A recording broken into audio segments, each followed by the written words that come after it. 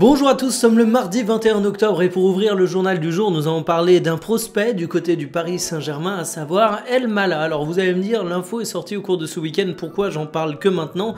Eh bien tout simplement parce qu'il me fallait un petit peu de temps pour découvrir Saïd Elmala et pour pouvoir vous le présenter, étant donné que, je vais pas vous mentir, j'étais pas un grand connaisseur de ce jeune prospect. On parlera également de Cherki, qui pour le coup est un jeune prospect qu'on connaît bien. Je vais vous partager ma hype sur le joueur, je vais pas faire semblant, c'est clairement dans ce but.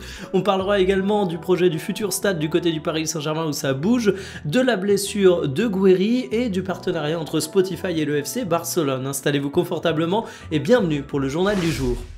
Le futur crack recruté par le Paris Saint-Germain, ça pourrait être lui selon la presse allemande. Il s'agit de Saïd Elmala, il a 19 ans et il évolue au poste d'ailier gauche, notamment du côté de Cologne. Alors c'est vraiment un très jeune prospect. Cette année, il découvre tout juste la Bundesliga. La saison précédente, il évoluait en 3e division allemande puisqu'il était prêté du côté du Viktoria Cologne. On a un échantillon très réduit de matchs. J'ai regardé ça pour me faire un avis, mais attention aux conclusions définitives sur un joueur où on n'a finalement pas vu grand chose. La première chose qui ressort, c'est sa polyvalence. Son poste préférentiel, c'est ailier gauche, mais on peut également le voir à droite et on peut aussi le voir dans un poste davantage assimilable à celui d'un milieu offensif qui serait parfois dans le cœur du jeu. Il a un sens du but qui apparaît comme aiguisé, puisqu'en équivalent temps de jeu de 3 matchs, il a mis autant de buts.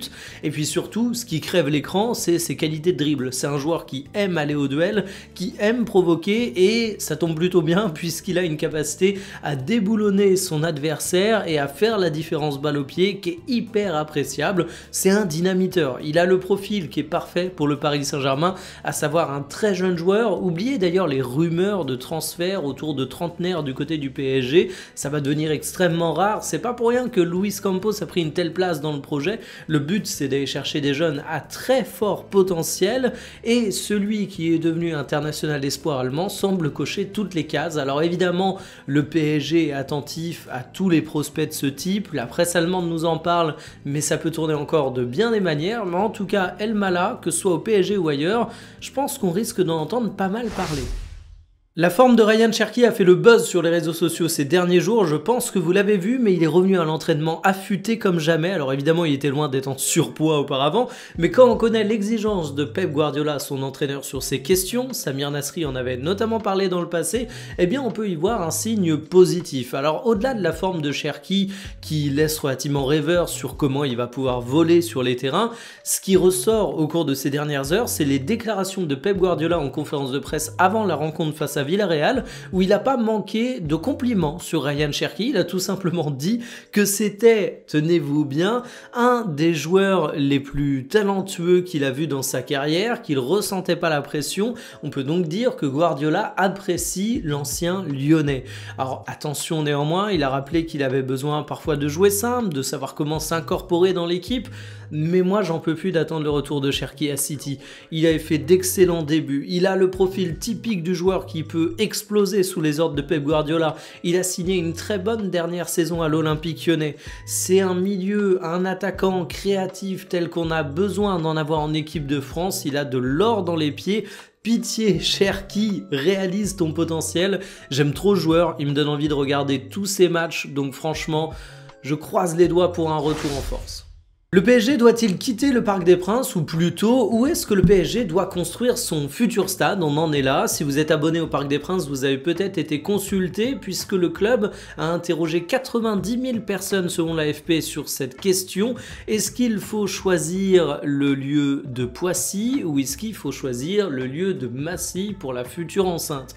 Alors évidemment tout ça, ça dépendra du résultat des futures municipales parce que si Paris change de couleur politique, peut-être que la décision de ne pas vendre le Parc des Princes au Paris Saint-Germain pourrait évoluer, auquel cas le projet de nouveau stade, il serait caduc. Le projet de nouveau stade, ça reste néanmoins quelque chose que la direction parisienne a l'air de vouloir pousser auprès de ses supporters. J'ai même l'impression qu'il y a un petit lobbying qui est fait en ce sens.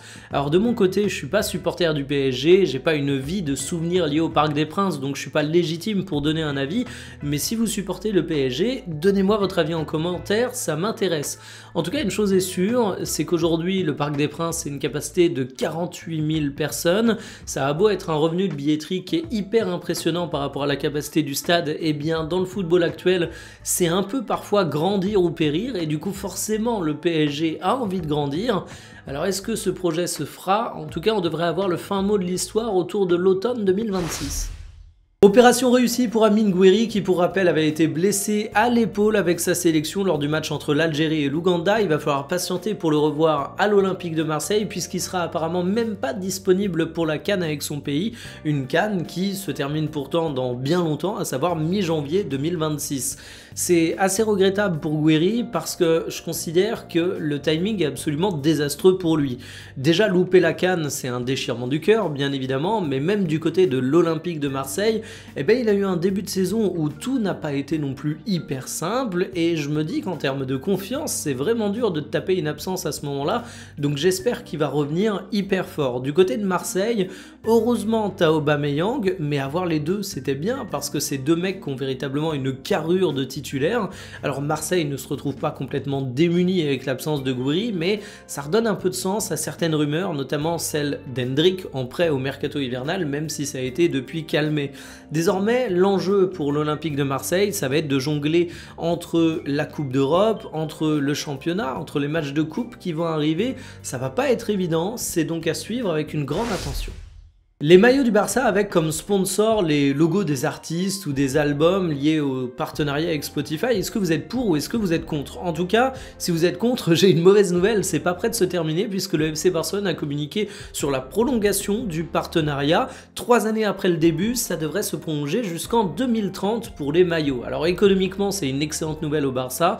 On parle d'un contrat qui doit rapporter 75 millions d'euros par saison, même à l'échelle des grands clubs, c'est vraiment hyper intéressant. Et en plus, Spotify et le Barça, c'est un partenariat qui est solide puisqu'il s'étend également au naming du Camp Nou qui lui devrait durer jusqu'en 2034 et on évoque une somme impressionnante de 460 millions d'euros. En même temps, le Camp Nou il est en travaux depuis 400 ans, donc valait mieux que le partenariat il soit sur le long terme. En tout cas, pour les maillots du FC Barcelone, on est désormais loin de l'époque où le club n'avait pas de sponsor, mais il faut dire que c'est désormais une époque révolue. Alors vous allez me dire, ouais, mais Mickaël, on a quand même quelques clubs qui n'ont pas de sponsor maillot. Attention, c'est pas tant pour des choix philosophiques que certains clubs se retrouvent sans offre intéressante pour le sponsor maillot. Ils n'ont pas envie de galvauder la valeur de cet emplacement publicitaire et du coup, plutôt qu'accepter une offre au rabais par rapport à leurs exigences, certains clubs se disent on va attendre une année. Bref, les sponsors maillots, c'est désormais la norme dans le football et le Barça a le sien pour un bon petit moment désormais. Terminé pour le journal du jour. Aujourd'hui, cet après-midi, à 17 h, on sortira la vidéo d'avant-match entre le Real Madrid et la Juventus, parce que j'ai bien envie de vous parler de la vieille dame. Il y a plein de choses à dire du côté du Real Madrid, étant donné que ce début de saison est riche en actualité, donc c'est un peu comme ce que je vous disais hier pour la vidéo du PSG qui me permettait de parler de Leverkusen. Cette vidéo va me permettre de parler de la Juve et de faire quelques petits rappels sur le Real Madrid qui me démangeait. Franchement, j'ai failli en parler dans le journal d'hier, mais je me suis dit, je vais parler dans la vidéo principale du Real, donc je vais pas en parler dans le journal. J'avais fait la même chose évidemment pour le PSG en ne parlant pas du match face à Strasbourg qui était pourtant hyper intéressant mais que j'ai recalé dans l'analyse d'hier. J'essaierai d'être à l'heure cette fois parce que hier j'ai eu un petit retard d'une demi-heure. Je vous donne donc rendez-vous à 17 h, j'essaye, c'est promis. Allez, salut.